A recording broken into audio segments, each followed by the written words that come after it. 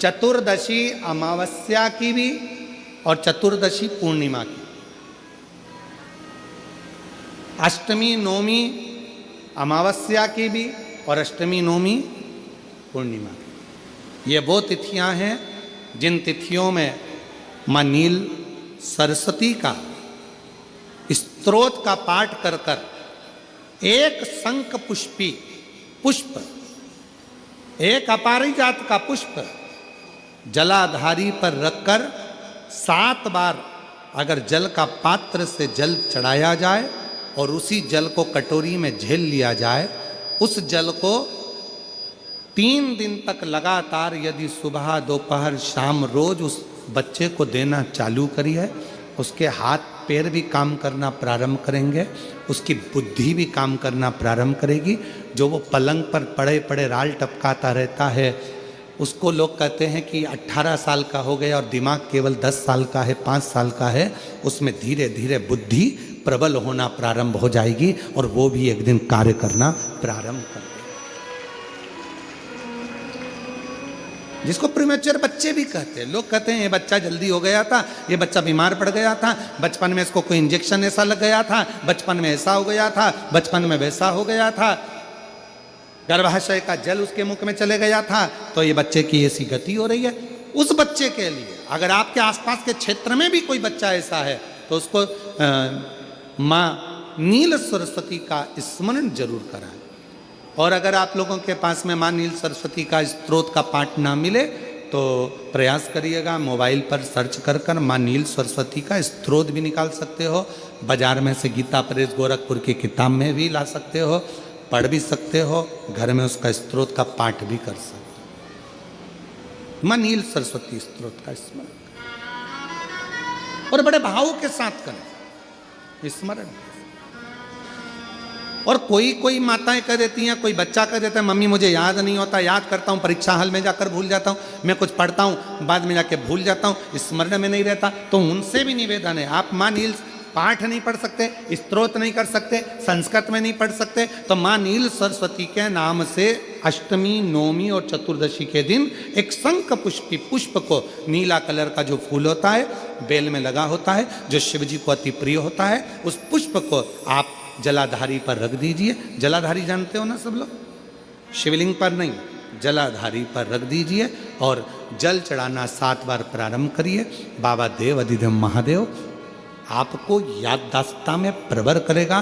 परीक्षा हॉल में जितना तुम याद कर कर गए हो, अच्छी मेहनत कर कर गए हो, तो भूलोगे नहीं, तुम्हारी बुद्धि तीव्र होती चली जाएगी, प्रबल होती चली।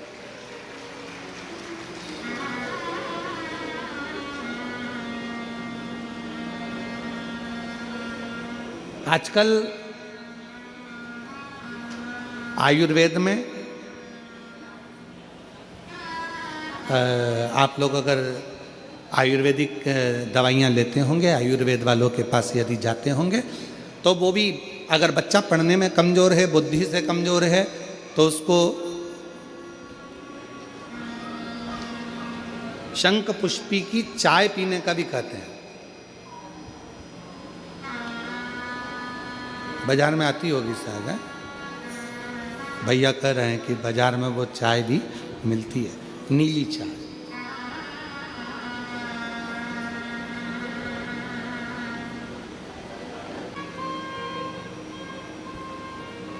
कितना विचित्र प्रसंग है।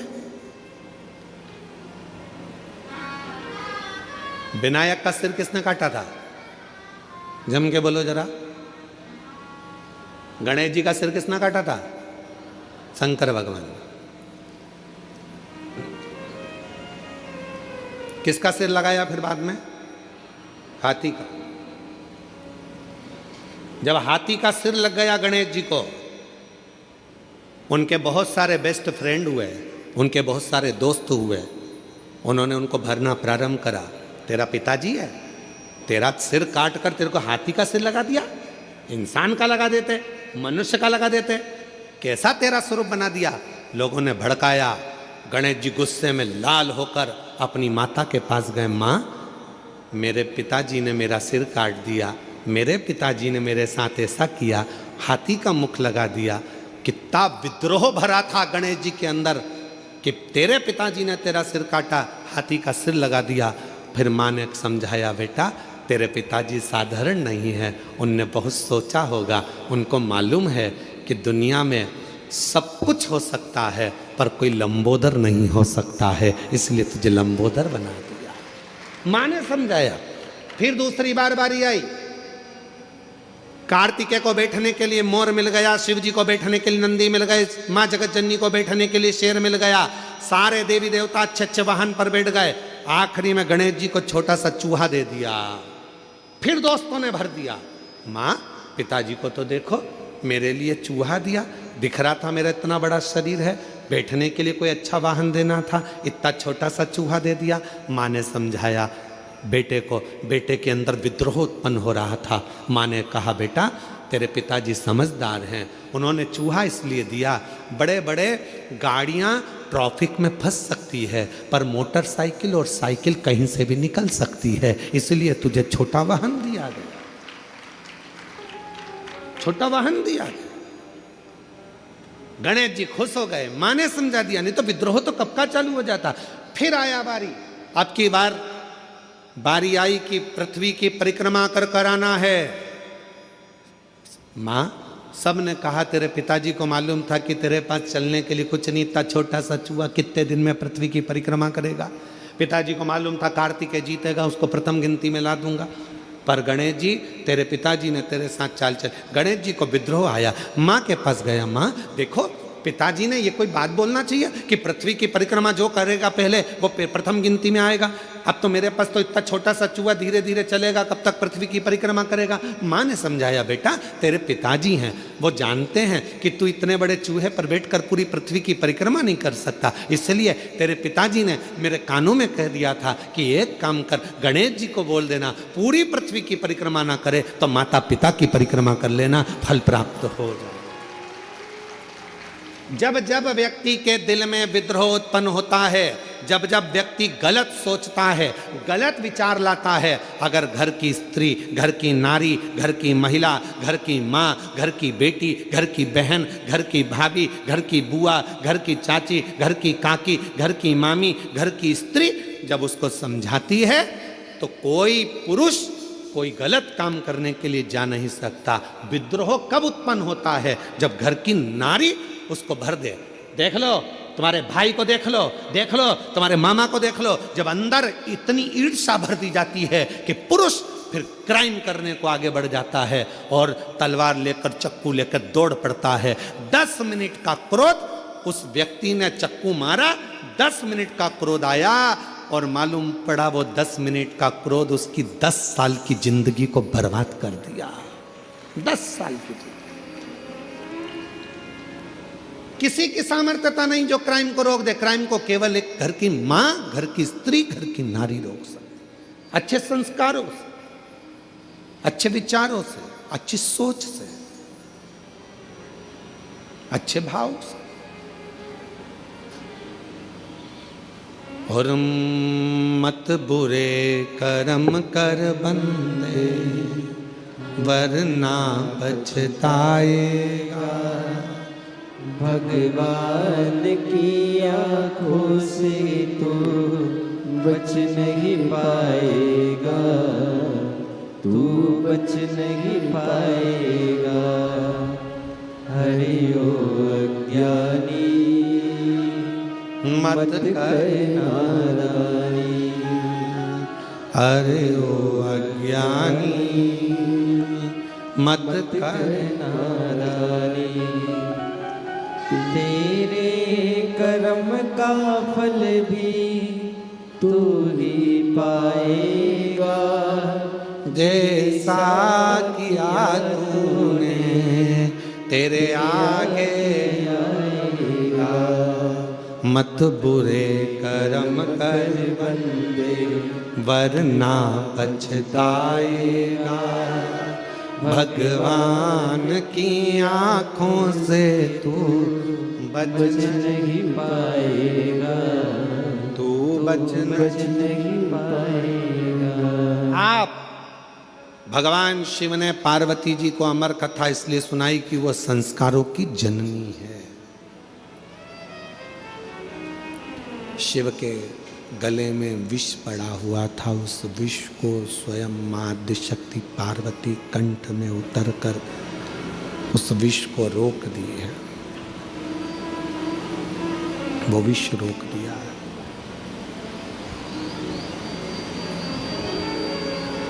अगर वो विष नीचे उतर जाता तो भगवान शंकर जी के प्राण, क्योंकि हलाहल विष था, हलाहल विष, शिव के प्राण जा सकते थे। पार्वती जी कंठ पर बैठ गई और विष को नीचे नहीं उतरने दिया। विष नीचे नहीं उतरा।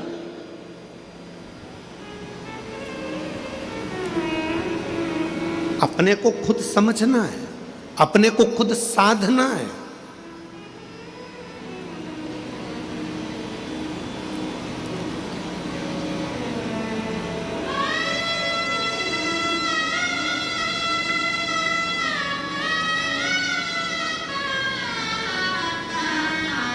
जब हम अपने आप को साधेंगे, अपने आप को समझेंगे, तो दुनिया में समझने वाले सब हो जाएंगे।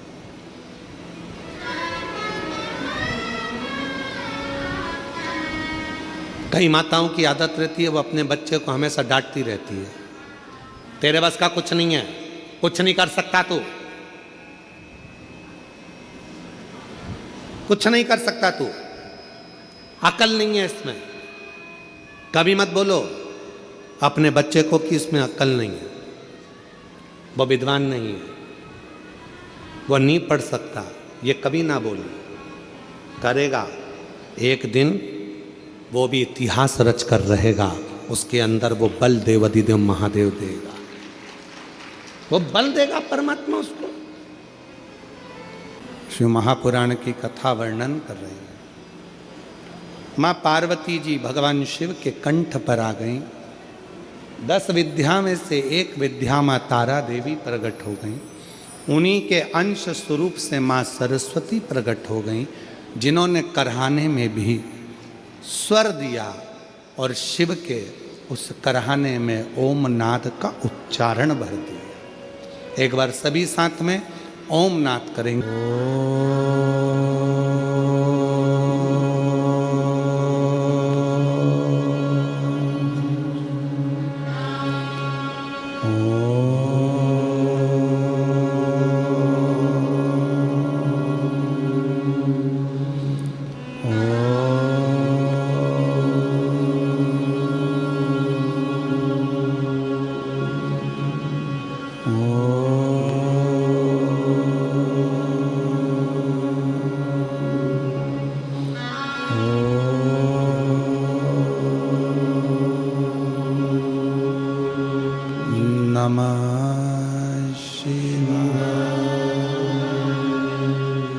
शिव कथा कह रही है, भगवान शंकर का स्वरूप कह रहा है।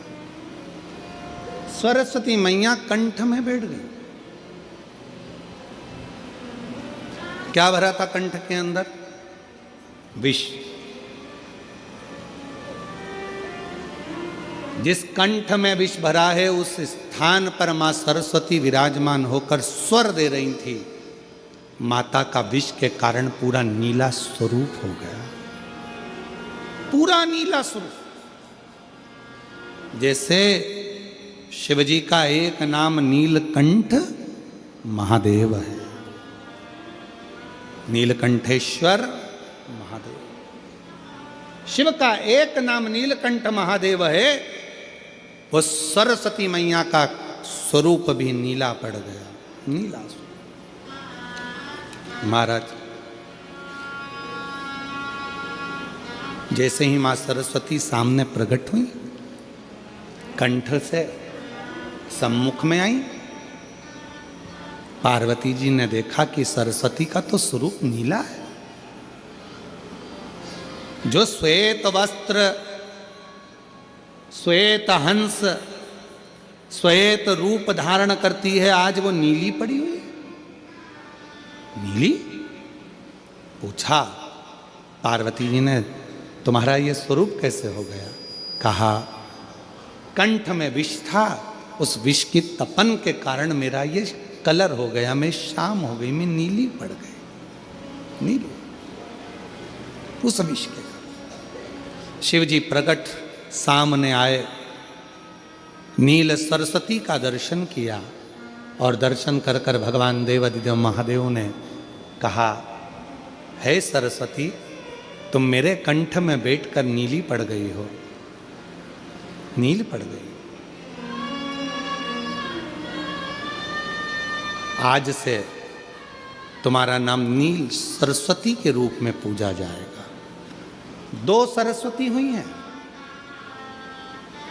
एक जो ब्रह्मा जी के पास में आप माता ब्रह्माणी के रूप में मां सरस्वती का दर्शन करते हो, कराए आप लोगों ने? फोटो देखा है मां सरस्वती का? जम के तो बोलो, सबने करा है ना? एक सरस्वती माता का वो स्वरूप,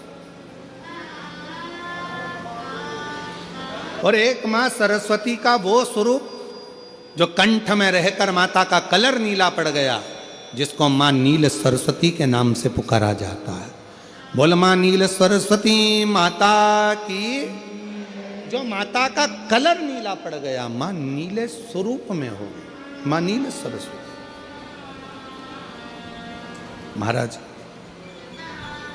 ऋषि वशिष्ठ जी ने सबसे ज्यादा यदि साधना किसी की करी है तो मां नील सरस्वती की करी है, मां नील सरस्वती। और पूरे भारत में केवल उज्जैनी सांदीपनी ऋषि बाबा की भूमि, महाकाल राजा की धरा एक ऐसी है जहाँ पर पूरे भारत में केवल एक मंदिर ही मां नील सरस्वती का, बाघ देवी का मंदिर आज भी उज्जैनी में अवंतिकापुरी में विराजमान है। पूरे विश्व में, पूरे भारत में केवल नील सरस्वती का एक ही मंदिर है जो अवंतिकापुरी में बाघ देवी मां सरस्वती का, नील सरस्वती का मंदिर है। आज पूरे भारत केवल एक सरस्वती है जिनका स्वरूप नीला है, जिनकी आराधना ऋषि वशिष्ठ जी ने करी है, जिनकी तप साधना, जिनकी आराधना स्वयं भगवान देवादिदेव महादेव कहते हैं, सुनो हे जगत जननी पार्वती, हे तारा, 10 विद्याओं में से तुम एक विद्या हो और तुमने इस सरस्वती को प्रकट किया है, तुम्हारा ही स्वरूप है। मैं वर देता हूं जो इस नील सरस्वती की आराधना, साधना, स्मरण, स्तोत्र जप करेगा, पाठ करेगा, उच्चारण करेगा, उसको कभी ज्ञान की, कभी बुद्धि की, कभी विवेक की, कभी कमी ना हो, कभी कमी। मेरी जीजियों,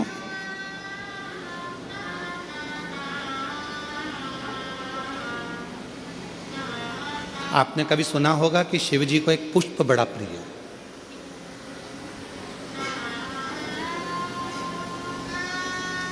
शायद आप लोगों के इधर है कि नहीं हमको नहीं मालूम, पर शिव जी को एक पुष्प बड़ा प्रिय है जिसको शंख पुष्पी पुष्प कहते हैं,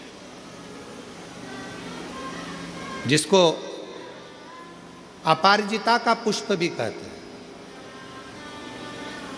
आप लोगों के इधर है कि नहीं वो हमको नहीं मालूम है, पर एक बेल चलती है, उस बेल पर वो नीले कलर का पुष्प होता है, शंख जैसी उसकी आकृति होती है और नीला पुष्प होता है, नीले कलर का। आप लोगों ने देखा है? किस किस ने देखा? जरा हाथ उठाओ सब लोग। देखा है मतलब रखो, आप देखा है तो फिर तो कथा आप लोगों के बुद्धि में बैठ जाएगी। लाए हो क्या? ला देव, देव देव, लाओ लाओ, देव ला।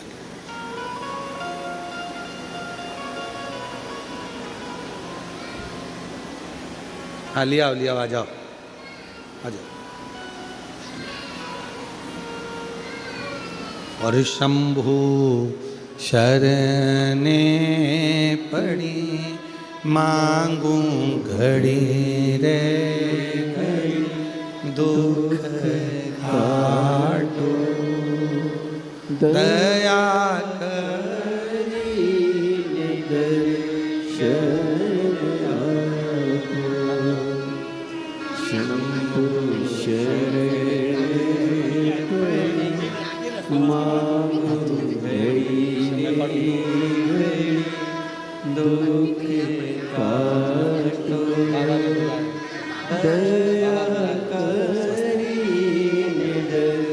बस बस बस। एक ऐसा नीला कलर का पुष्प होता है, देखो छोटा है थोड़ा हमारे हाथ में, ये फूल का बेटा है, ठीक है, पूरा फूल नहीं है, ठीक है, फूल का बेटा है ये छोटा सा। अच्छा दिख रहा है? काय आस्था वालों दिखाओ तो सही, दिखाओ जरा बाजू में, और थोड़ा सा पास कर दो तो सबको नजर आ जाएगा। ठीक गया?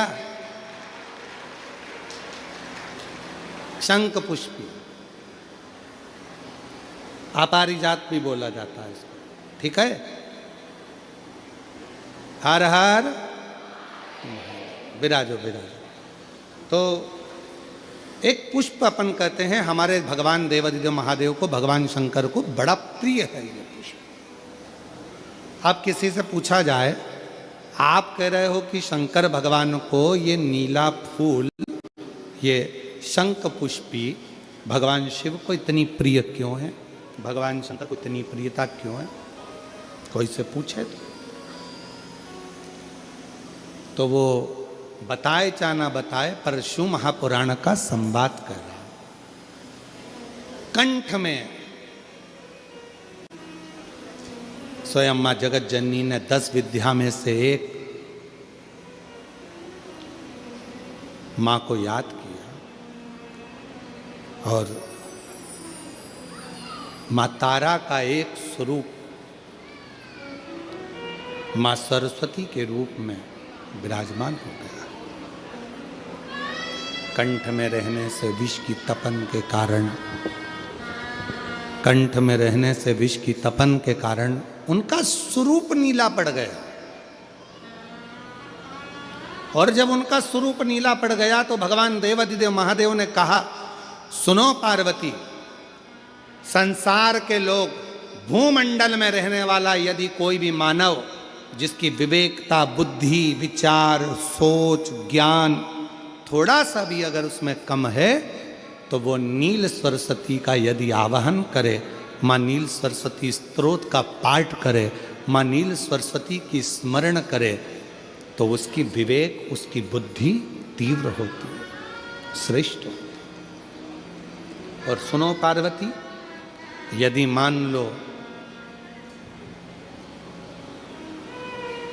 कोई नील सरस्वती का स्तोत्र का पाठ नहीं कर पाए, आराधना नहीं कर पाए, साधना नहीं कर पाए, स्मरण ना कर पाए, अगर कोई बच्चा एक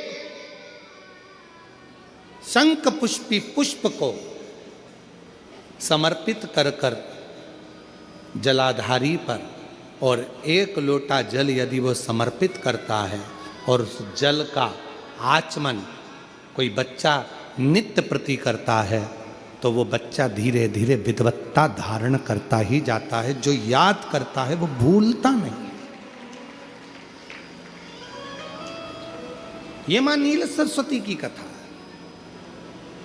2 सरस्वती का दर्शन आपको और हमको होता है, 2 सरस्वती का स्मरण आप और हम करते हैं। एक सरस्वती जो स्वयं श्वेत वस्त्र धारण करी है, हंस पर बैठी हैं, और बड़े आनंद के साथ में माँ सरस्वती का सुंदर स्वरूप है।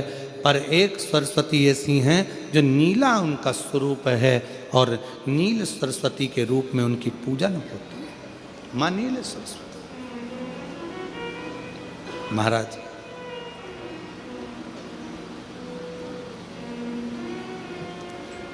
जैसे कोई कोई बच्चे ऐसे होते हैं कि जन्म लेने के बाद में उनकी राल टपकती रहती है, विद्वान नहीं हो पाते, पलंग पर पड़े रहते हैं, पाँव हाथ काम नहीं करते हैं, और डॉक्टरों का इलाज चलता रहता है, पर वो रिटर्न नहीं आ रहा है। ये इनको बढ़ाओ ना। बच्चों की मुख से राल टपकती रहती है, विद्वत्ता नहीं रहती, माइंड थोड़ा सा कमज़ोर होता है, और शरीर भी उनका थोड़ा शिथिल रहता है शरीर।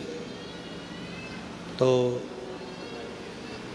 कई लोग कह देते हैं कि ये बच्चा थोड़ा जल्दी जन्म ले लिया, इसलिए ऐसा हो गया, प्रीमेच्योर हो गया, ऐसा हो गया, वैसा हो गया। दवाइयाँ भी चलती हैं, इलाज भी चलता है, पर उसका कोई लाभ नहीं मिल पाता और वो बच्चा पलंग पर पड़ा रहता है, राल टपकती रहती है, बुद्धि काम नहीं करती। छोटे छोटे भले वो 20 साल का हो गया, पर 8-10 साल के बच्चों जैसी उसमें विवेकता होती है, बुद्धि होती है। मेरा निवेदन है उन माताओं से, थोड़ी मेहनत आपको करना पड़ेगी उस बच्चे के लिए। अष्टमी, नवमी और चतुर्दशी 3 तिथियां पकड़ कर रखना। कौन कौन सी? जम के बोलो। अष्टमी, नवमी, चतुर्दशी। ये 3 तिथियां ऐसी हैं महाराज, याददाश्त के लिए, उसको प्रबर करने के लिए लोग शिव कथा कर रही। कौन सी सरस्वती? जम के बोलो, जम के जरा, पूरा तो नाम बोलो। माँ नील सरस्वती। तुमने डायरेक्ट कह दिया नील सरस्वती। माँ कौन लगाएगा? माँ है ना अपनी, तो उसका संबोधन पूरा होना चाहिए। कौन सी सरस्वती? माँ नील सरस्वती का स्मरण सुख देता, आनंद देता, स्मरण सुख देता। और हम तो यहाँ तक कहेंगे अपने अपने घर में अगर हो सके तो ये शंख पुष्पी का एक पौधा लगा लो। ऐसा होता है वो पौधा बढ़ते जाता है, ऐसा नहीं कि सूखता है, और बढ़ता है। बच्चे लोग सुबह से उठेंगे और बच्चे लोग उठकर उस पौधे में से फूल तोड़ेंगे और शंकर भगवान को समर्पित करेंगे, तो वो पुष्प भी बच्चों के जीवन में विद्वत्ता प्रदान करेगा। वो शंख पुष्पी का पुष्प। हर हर महादेव। एक आनंद, एक पत्र है, अच्छा है, देखो।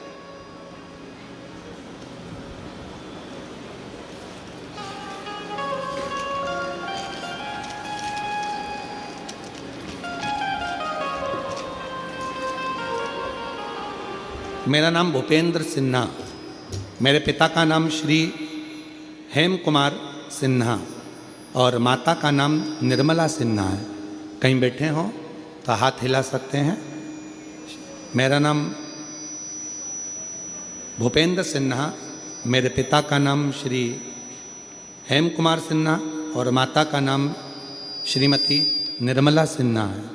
जिला दुर्ग, जामुल का निवासी हूँ। मेरा मोबाइल नंबर ये है। कहीं बैठे हैं? आप ही हैं? हाथ हिला दो एक बार। बेटा आया है क्या साथ में? आए हैं? अच्छा अच्छा, आइए, आप आ जाइए, आ जाओ।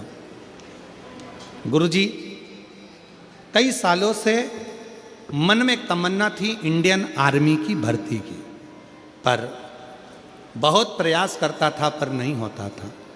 आखिरी में मेरी माता ने कहा, सियोर वाला बाबा कहता है कि मेहनत को बढ़ाओ, परिश्रम अच्छा करो, 4 गुनी मेहनत करो और शिव पर विश्वास करो। मेरी माता के कहने पर मैंने पशुपति व्रत किया, सीहोर की कावड़ यात्रा में भी गया। गुरुजी, मेरे घर के सामने भगवान महादेव का पवित्र स्थापना हुई है, उस मंदिर में प्रतिदिन जाकर जल चढ़ाता और मंदिर की साफ सफाई व श्रृंगार करता था और अपनी मेहनत करता था। गुरुजी, मैंने भोले बाबा को अपना गुरु मानकर अपनी प्रैक्टिस मेहनत करता, कोई एकेडमी नहीं गया। गुरुजी, 2024 की भर्ती रायगढ़ में हुई, उसमें मैंने बहुत मेहनत कर कर, खूब प्रयास कर कर, शिव को गुरु मानकर पूरा कार्य किया और बाबा की कृपा से उसमें मैं सफल हो गया। गुरुदेव, सफल हुआ बाबा की कृपा से। और बेंगलोर से मुझे ट्रेनिंग हुई, कंपनी करके बेंगलोर की ट्रेनिंग कर 13 दिसंबर को घर वापस आया और बाबा की कृपा से अभी मेरी पोस्टिंग पंजाब के पटियाला में है। मैं बाबा को यहाँ प्रणाम करने के लिए आया हूँ, शिव को नमन करने के लिए आया। गुरुदेव, आपकी कथा ने बल दिया।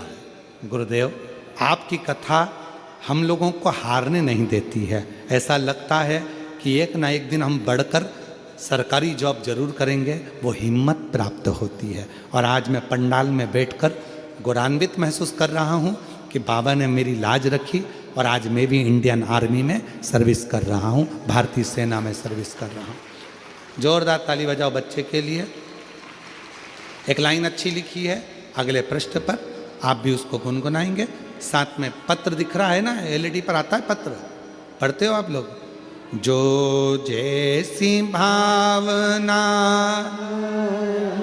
वो वैसा ही फल पाया, नहीं खाली उसे लौटाया, वो मन ही मन हर्षाया, और कर दिया माला माल काशी वाले।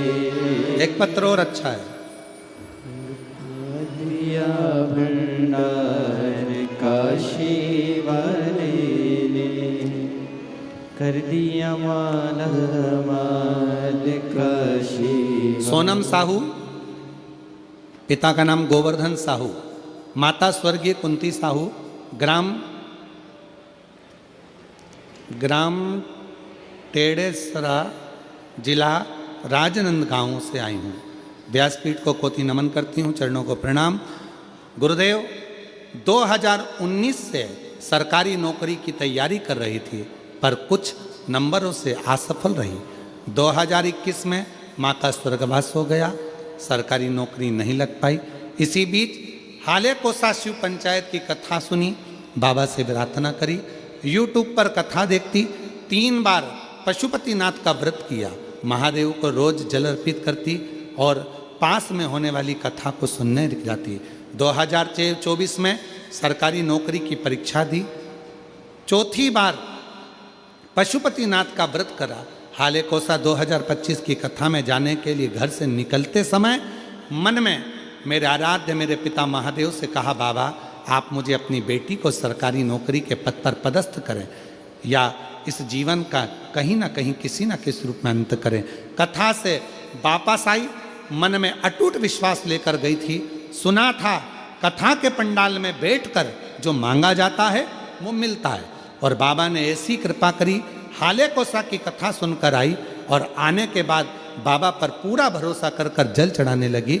और बाबा की ऐसी कृपा हुई कि 3 महीने के अंदर तकनीशियन की परीक्षा का परिणाम आया, और आज बाबा की कृपा से लैब तकनीशियन के पद पर सरकारी नौकरी में मैं पदस्थ हो गई। मैं बाबा को यहाँ प्रणाम करने के लिए आई और लुटा दिया। इन्होंने भी लाइन अच्छी लिखी, काशी वाले ने कर दिया माला माल काशी वाले ने। तुम जिस भाव से, कहीं बैठे हैं क्या, ये आ रहे हैं? अच्छा आ गए, हाँ ठीक है।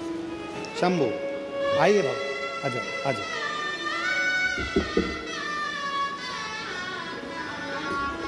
जो जैसी भावना लाया हो वैसा ही फल पाया, नहीं खाली उसे लौटाया। हमारे भारत माँ की रक्षा करो। और वाह बहुत बढ़िया, एक बार जोरदार ताली बजाओ। बेटे का भारतीय आर्मी में, भारतीय सेना में हुआ है और पंजाब भटिंडा उसका नौकरी का आया है वहाँ का। जोरदार ताली बजाकर साधुवाद करें।